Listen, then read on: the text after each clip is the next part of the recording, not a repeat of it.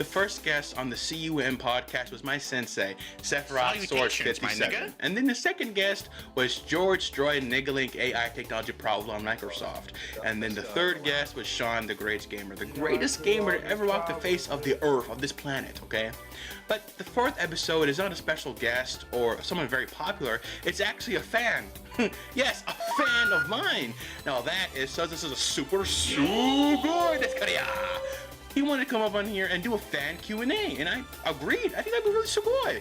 So without further ado, thanks for watching the intro. I hope you enjoyed the fourth episode of the C.U.M podcast with a fan. Matane! Hey, what's up, guys? So today we have a very special guest. We have not only the next episode of the C.U.M podcast, I think episode 4 or something, I can't keep count. We have, you want to introduce yourself? Yeah, I'm just a random ass fan. Yeah, we got a random ass fan. Yep. They just reached out. And yeah, so and we spoke for a little while, and I think it'd be nice to film something, right? Yeah, a little Q&A over here. Yep, the first ever Q&A, first ever Mr. Honeybun, the 2 tons of fun Q&A. So, what should we call you? I don't know, shit. Call me, just call me my fucking user. Just call me RX. Okay, I'll call you RX. I got you, twin. Okay, so RX. Without further ado, should we get started with this Q&A? My first question is, what is your honest opinion of the Minecraft movie that just came out this Ooh. Friday? I saw it in theaters opening day, and it's the best movie I've ever seen. I feel like the unrivaled hype, because I went to go see No Way Home in theaters 2021. Toby and Andrew came up. It was pretty good. I'm not gonna lie, but Chicken Jockey. I had my Minecraft sword with me, so whenever he'd come up on screen, I'd turn it on, and in a dark theater, it was definitely the best experience I've ever had in a theater. So I 1 through tried to 10. go. 10. I tried going to the theater, and one of them it was completely packed, and I had to go to a different one. Oh, see, not even Endgame could do that, bro. There's fire starting, dude. Honestly, it's just one of the greatest movies of all time. I feel like. Second question: what got you into content creation, into Oh, making all this shit posts? whoa, okay, whoa, hang on, pal. I Not don't shit think. posts, Yeah, I was about to say it's art. What got me into content creation is I had this old YouTube channel when I was like 8 or 9 with my cousin, and it's not up anymore. Unfortunately, we lost the account password and everything, and I think it just got taken down because there's a lot of copyrighted music at the time. And when it got taken down, it was around the time where like YouTube was really hitting hard on content creation or copyrighted stuff. So anyway, so I think I've always wanted to like create things and like have fun. I mean, look at my public Instagram as an example.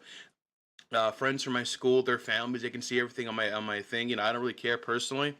I just like creating things, having fun. But one thing that I guess kind of did drive me into having more of a story-driven focus for videos would probably be the Gaming Lemon as an example. I love his videos. Top 10 YouTubers of all time, top 5. Tobuscus as well. Van Ass Gaming, just as an example. Those three were really impactful. Along with 2019, this old, short, white guy. His name is Chris Morgan, and I remember he made a video called "Chris Morgan Against the World," and I was like 12 in middle school when that came out, 6th grade, and I was like, "Oh my god, wait." What if I did like a movie where it was him against Dio or something? It was really stupid, and I really want to go back to that and finish it. I just haven't really gotten to it, but most likely just for my younger years as well. So. Out of every single franchise, like today, what was the most inspirational to you? Ooh. Okay. Um, I think recently, probably Devil May Cry. Unironically, maybe because I just recently finished DMC 5. Because my first ever DMC game was the reboot, actually, when I was younger. So, yeah. But so I finished DMC 5 like a few years ago. Then I refinished it recently, and then DMC 3, and then I'm about to beat 1. But right now, maybe DMC. Just from video games, or like also Hajime no Ippo, because when this recording goes, or when this interview goes up, my Fortnite Funtage will be up as well, and you'll see a very big inspiration from Hajime no Ippo in there, or like Dragon Ball, pretty much like anime and games. Or so I think mainly probably Sonic the Hedgehog. I know it sounds kind of stupid, like weird, but hey, he's just the goat. My first ever video game was Sonic Unleashed. Okay, the best game of the whole franchise. I don't care. How did the Sephiroth Sensei arc affect you Ooh. emotionally on a very like deep level? Jeez. Okay. It affected me deeply because um how we met. I'm sure you're gonna ask how we met, so I'll just get out the way. So how we met was it was about 2024 last year around this time. I went to Sweden with my family for a vacation, and I was on a walk in the morning because it's so pretty over there. And I was on this, so there's this hill or this sidewalk, and you're going down it, and then on this side or like this side going down, there's like a little hill, and you can see like some trees and like a nice pond or whatever, like lake, like kind of going to a forest kind of. And I saw Seth Sensei down there like punching a tree with his bare knuckles, like he was training and shit. And he almost broke the tree down. It was like not a big ass redwood kind of tree, but like a thin, but still like impressive breaking tree. You know what I'm Like saying? kind of like a pine tree, Yeah, 'cause I'm yeah. It guessing that's what was, they got over there. yeah. It was pretty. It was a nice sized tree. And before he was he was one punch from breaking it down. And I yelled out to him. I was like, "Hey, what are you doing?" Because I was like, "Bro, it's like in the morning and you're punching trees." I thought the nigga was playing Minecraft or some shit. But he said, "Oh, hello," and he said like, "Oh, hello," like just like that, and he bowed, and I was like, "What?" So I walked down the little hill, and we spoke, and we got to know each other very well. He said his name was Sephiroth Sword 57, which I thought was kind of weird because I don't think like was that his government name? I didn't really know at the time. It's like, oh, my name's Lewis. We spoke over some sake. I didn't drink, of course. I'm not I'm not. I'm under the age of 21. I'm 7. I was 16 at the time, so obviously no. But so we spoke more. I just had water, and we grew like pretty close. You know what I'm saying?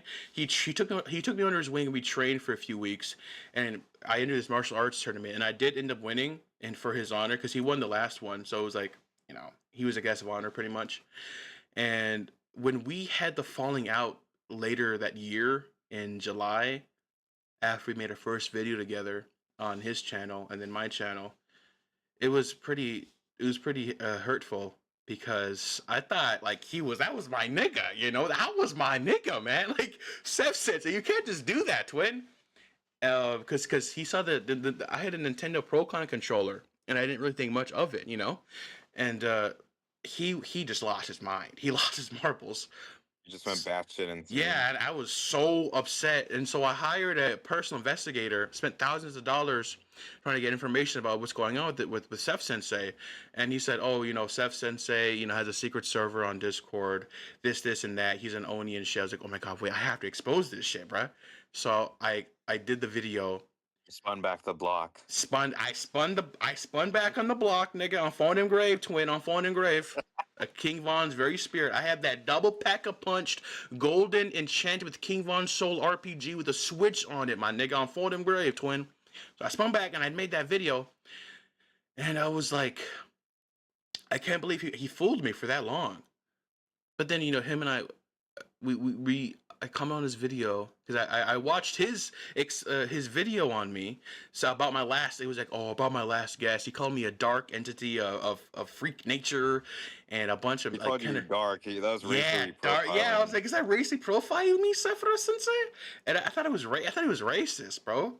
And he put in the description, unsubscribe from Luis's channel. I said, no fucking way. No fucking way. That's crazy. This can't be possible. Yeah, literally, like I had the nani like above my head when I saw. I was like, oh no. So I clapped back, and then we reached out. It's war. Yeah, because I remember I reacted to. I have a video where I reacted to the exposed video he did on me, and it was like damage control. Okay. On my social medias, and I was like, guys, this isn't true. Blah blah blah blah blah blah blah blah blah blah blah blah blah. This, then the Uh, third. Pretty much, yeah. So then we spoke, and I apologized, but it was definitely an emotional roller coaster, and I'm so happy him and I moved past it. And I watched his recent April Fool's video. Amazing work. It's a So Chinese video, yeah, right? yeah, it's a Chinese video, but yeah, we're good now. But it was definitely the most stressful times of my entire life, right behind meeting Masato. So Oh, I got another. What is your opinion on the great meme drought of 2025? there's Like a the past like couple months, if you haven't noticed. elaborate on that for me. Like I said, it's been a drought. Like I don't know if you go on TikTok or not a lot, but it's been a drought of like new shit. Like we're still on the veiny dip memes, you know? Oh yeah, we're still like there's no new memes coming out. I think as the internet like kind of goes on, I think we're in this current arc where it's like people from COVID who were in middle school, like my like where I was, because when COVID hit, I was in middle school. Those people People. were a bunch of like internet chronically online people during that time. So now their humor is slowly starting to fade away because they're not in high school anymore. You know, they're getting are almost out of high school, so they probably don't have enough time to post those idiotic memes and shit. So maybe it's a good Yeah, thing. bring back Annie Talk, bring back 2020 Yeah, TikTok. there's a lot of weird videos like that saying "Bring back 2020 TikTok." It's like, but it's just people like doing like weird hand signs and that. It's like, bro, I think it's really sad because I've been doing videos for such a long time, and I've seen that right now more than ever is the best time to get into content creation because there's CapCut as an example. You don't need like a computer to make videos or $1,000 computer. There's not software that's like paywalled, to make videos. You You can don't need make to it for buy yeah, Bandicam for Christ's sake. yeah, it's complete for free now, and it sucks because there's so many. They see content creation now. A lot of people see it now as a way to get money, monetization, boom, boom, boom, and it takes the soul out of content creation. So you see a lot of people now on the internet either stealing videos from other people, making just channels that are just like supposed to be like just brain dead, pump content out, boom, boom, boom, thing after You go on thing. Twitter and there's just a shit ton of Yeah, bots. there's Like, yeah. You go on go Twitter. Sama-san video, Yeah, Sama-san video. yeah. Like as an example, so there's this one Twitter thread I saw and it got millions of views where it's like, oh, the life behind I Show Speed in his journey, a thread with a fucking thread emoji. Like, go get a goddamn hobby, and then like a couple days later, the same everything but on a different account. It's the Twitter is an echo chamber of just stupidity now, and it sucks because when it comes to making videos or making anything, it's supposed to be celebrated. It's supposed to be enjoyed by the masses, not a way to get like $5 or you just get paid to do it. That's what a lot of people You see now go as. And then also, like, you go on Instagram, like, right now, right? Like, what I noticed, especially, like, you'll follow an account, like, saying, I don't know, posting human designs. Like, you ever seen those Yeah, videos, there's right? like, oh, we post people die. We post a pedophile's getting beat up. It's like, okay, first off, like, oh, back to the whole, you doing content for to be paid.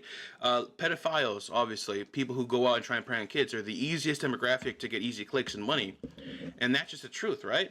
So when people see a video or a stream of someone catching a pedophile, they're like, "Oh, we're gonna beat you up now," and it's just them clip farming, and they always have, Stake, the gambling site, right? Yeah. Every popular Yeah, I clip, always notice their ad under yeah, but videos. gamble responsibly. You don't fucking gamble responsibly. You're gonna Yeah. lose everything, and you're gonna be broke. You can't gamble responsibly. Are you stupid? Like what? Why do you think every single gambling streamer that's like not paid by state themselves, like I forgot this one dude's name, but like he was playing this game where like it was like an airplane trying to get onto a damn a military ship, land on it, and then if you didn't go on the ship, you lose whatever the fuck money, like Mm. $20,000 I seen. Yeah, and like stake is only for people who have money, like have serious dough. If you don't have serious money, then just don't go on there. Why do you think you see Drake posting his fucking stake bets on his Instagram? And Uh, it's like like millions of dollars, or is it yeah, 100,000? I don't even only remember. only people with money can make more money. And then like those courses on Instagram, they're like, if you follow Ashton me, Hall, yeah, Ashton Hall yeah, course. yeah. It's like, oh, if you comment, I want to learn, then I'll DM you. And then it's like, oh, I want to learn, and it's like some bitch ass course. So it's like, you got to buy this course, and I'll teach you the methods. If there was a method that you could get guaranteed success without any hitches, it would not be sold. You will not know about it. That's the thing. People on the top want to stay at the top. They want other people who are from the bottom to get up there with them. Like, come on, no one, like, we can't be that stupid, bro. What's your opinion on meme coins? Oh my The pump and god. dumps. Oh wow. Okay. So let's get into some quick lore. So meme coins, more often than not, like every single time it's a meme coin, it gets rug pulled, it gets taken away. People lose millions of dollars, thousands of dollars. I don't like them for a very specific reason.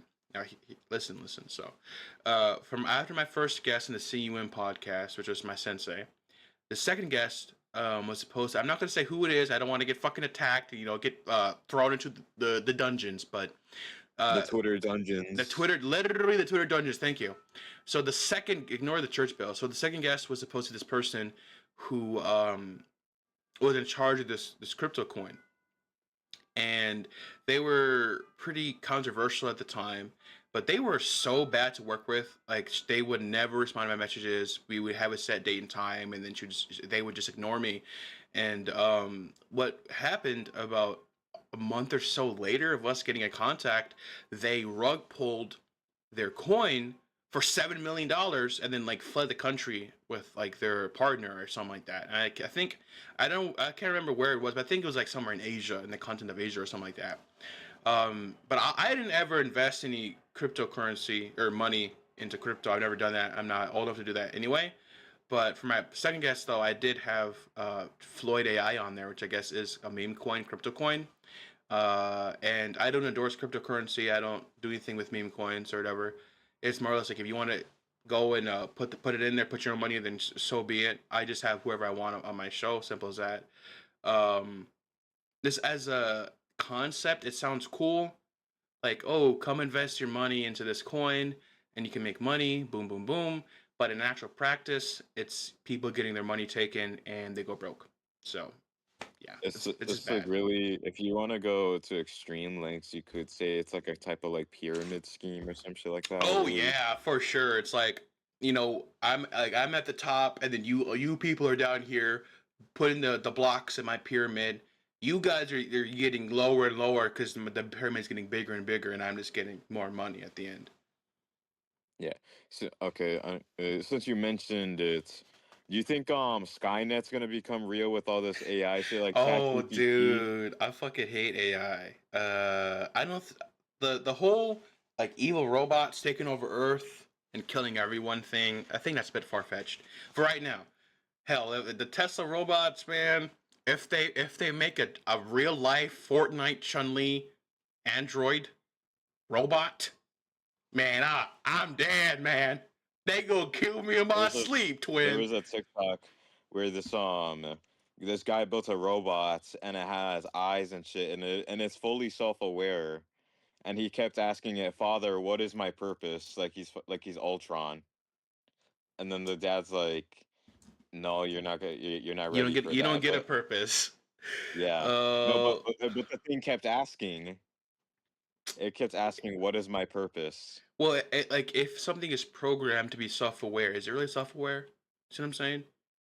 Like what? Like again, like Mm. we ourselves don't even know what consciousness is.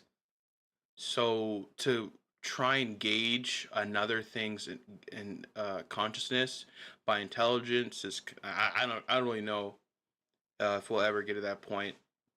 We'll probably kill ourselves maybe. I don't think so. Superman hope maxing. I think we're gonna be fine. My next question is, what's your opinion on the rise of YouTuber-based animated series, like getting like actually greenlit, like you've seen Vizzy Pop and Mm. what's the Digital Circus, like that got put onto Yeah, Netflix. glitch. Yeah, I think the company glitch or whatever the channel. Yeah, I think again SMG4. that is amazing. I remember I think the first YouTuber officially licensed movie show episode thing was the Smosh movie. Actually, I remember watching that many years ago. I was a young buck. Also the Fred movie as well. Oh, that was a YouTuber movie. Yeah, yeah, the original dude was a Oh my YouTuber, god, I didn't know. I thought it was just like a kid who like a got. random ass kid I didn't know with that. a high voice. Well, then I guess never mind. Then I guess it would be Fred. I think it's amazing. It's one of the best things to see because people are seeing YouTube, um, in a way to really push their creative envelope further and further and further and further to go further than what they could have gone originally. And I think if this keeps up, we can see a lot more projects coming out. and I think that's really good because again, people without like boundaries to create what they want without being limited from a studio, an executive, asking for funds for a film. Like as an example, 2003's Hulk film. I know this kind of sounds kind of weird as fuck to it's a good ass film anyway. That film was limited to the technology of its time, and I think the budget as well for it. But that movie came out really well because Ang Lee, the director and story writer for that film, had no boundaries set on him by Kevin Feige. There's no boundaries on that movie. Complete creative control. Yep, and that's why the movie came out so good. But now, in a lot of official, professional things, there's the diversity things got to meet. There's criterias. There's this, DEI. and that. Yep. What So, do you think? Yeah, like Disney shows every like, especially like now, the like this. the new Snow White movie, I remember because I think Disney said he never wanted that movie to be remade in any capacity, but then they remade it anyway. And then the Seven Dwarfs should have been live action, actual dwarfs or whatever, but they Why do decided to go they could have CGI. pulled the same shit they did on The Hobbit and like Lord of the Rings. Yeah, yeah, they just didn't want to do it.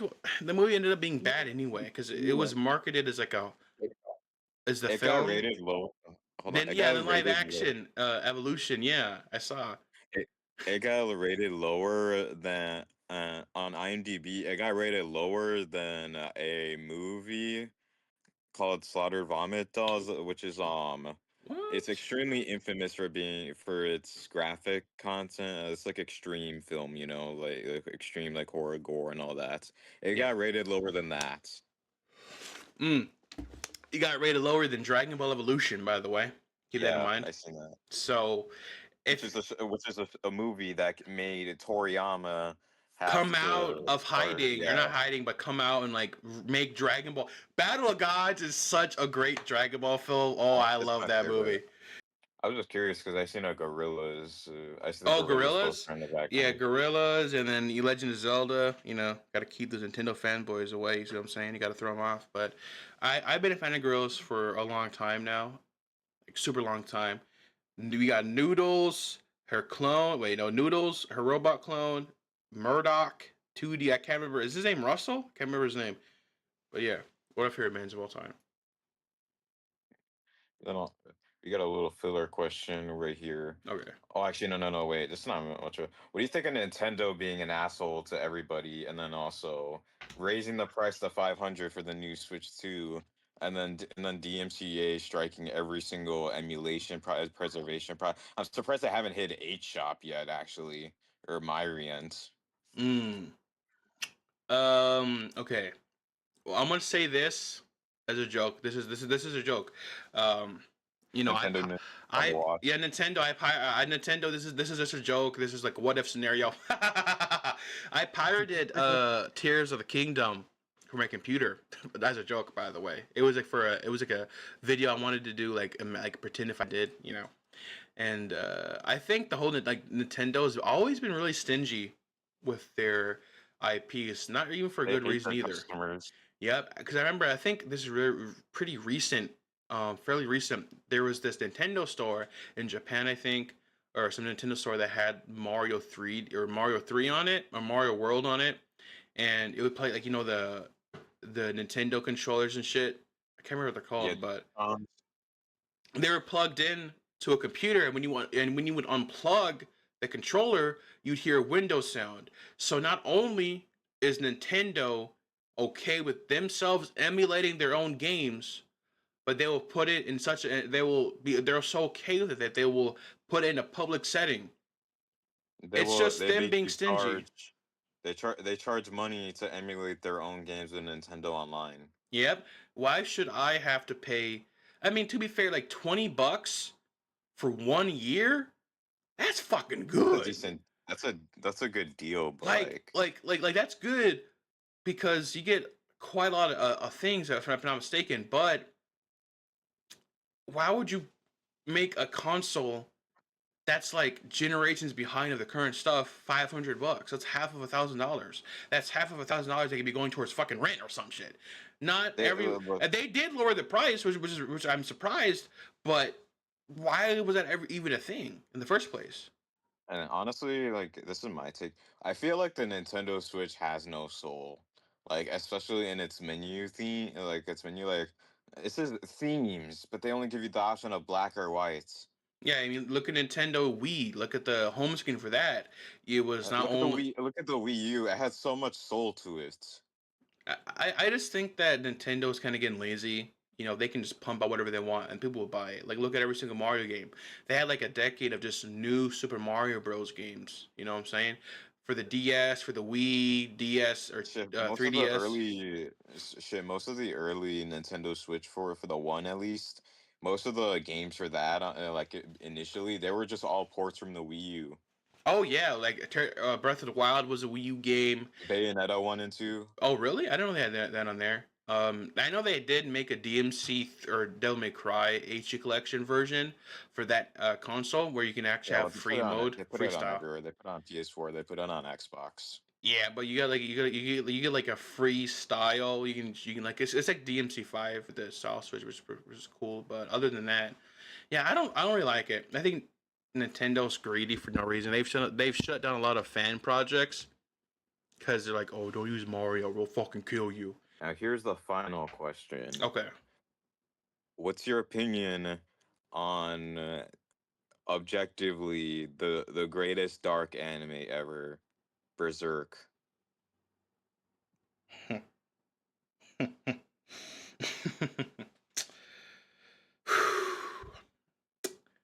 Objectively, the greatest dark. Okay, let's just make sure everyone knows. I What do you mean by dark anime?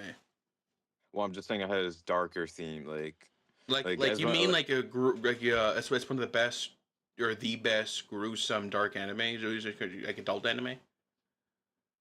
or manga. I said I no, I should have said manga because Yeah, the because anime. yeah, because Yeah, the anime wasn't too good from what I hear.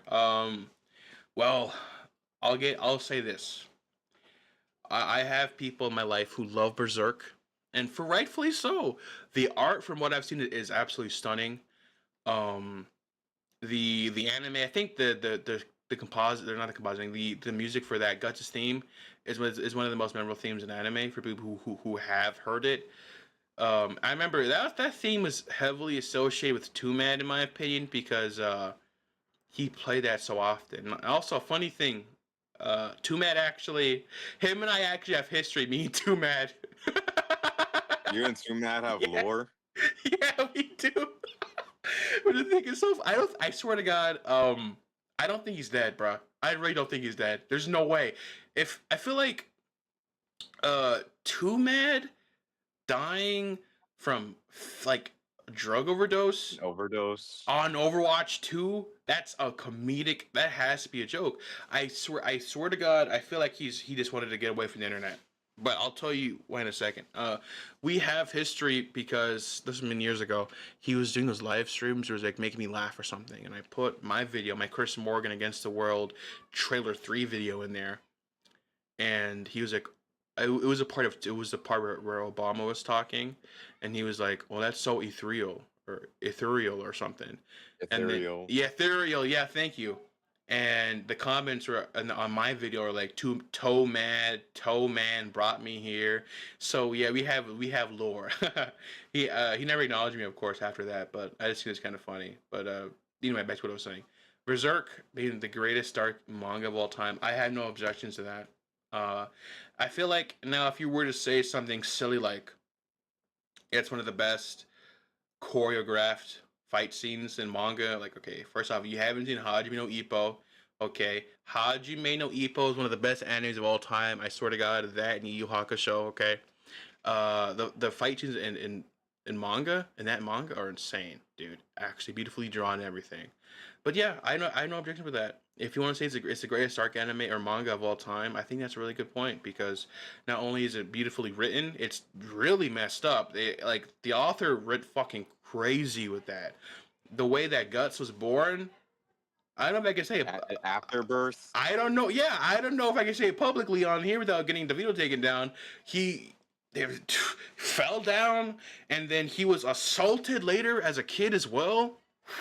Wow. In the Okay. first actual chapters, or you see that.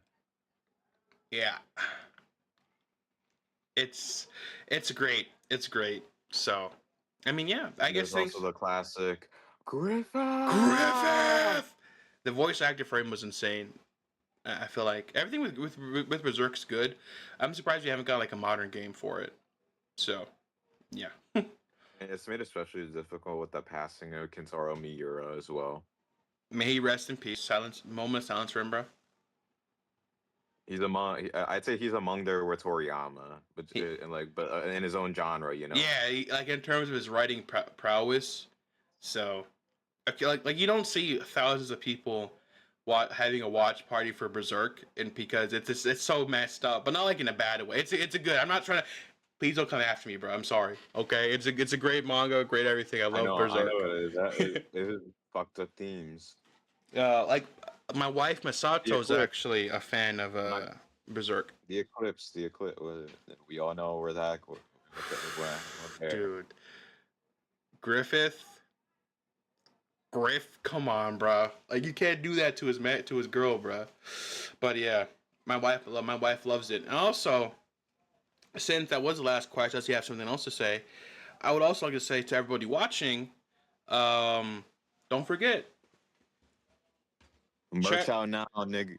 Merch out now, nigga. On Phone Engraved Twin, please check out the merch. On Volume's Grave. This is from someone who's in Chicago as well. Yep, if I can have say a that. real life Oblockian, okay? Real life I play Oblock. Roblox O-Block. I play Roblox O-Block, bro. Don't forget, guys, the hoodies are available on my Redbubble. Link in description. Sorry for it being so expensive, guys. But I mean, hey, don't you want this? Who wouldn't want that kind of hoodie? Like Ralph Lauren quality right here. Literally. I have actually, depending on how this video goes, one of you people could actually win this hoodie. I'll actually ship it out to you and everything, a signed copy. I'm not even joking. I swear to God. I don't know if I'll do it for sure, but like not on this video, but some other time. I'll have a signed copy of this hoodie, and I will ship it. I will ship it to one of you people. So to one of you lucky, one of you honey bun that do tons of fun and fans. One of you lucky little bunlings. I don't know. I'm gonna call you guys honey buns. It sounds so scary, but yeah. I guess that's it. Little honey bun. My little honey bun. Well, RX, I feel like those are some good questions.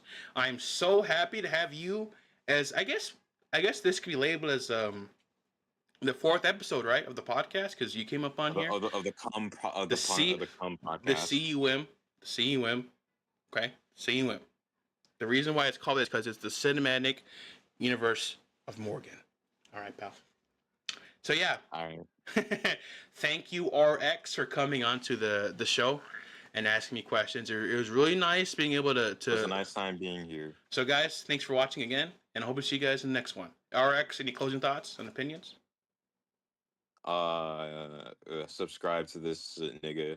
On Phone Engraved, twin. Dab me up, twin. Dab me up. Yeah, you've been spiritually dapped up. Oh yeah. Thanks for watching, guys. Check out the merch, y'all. You do not want to miss out. On this. Booyah.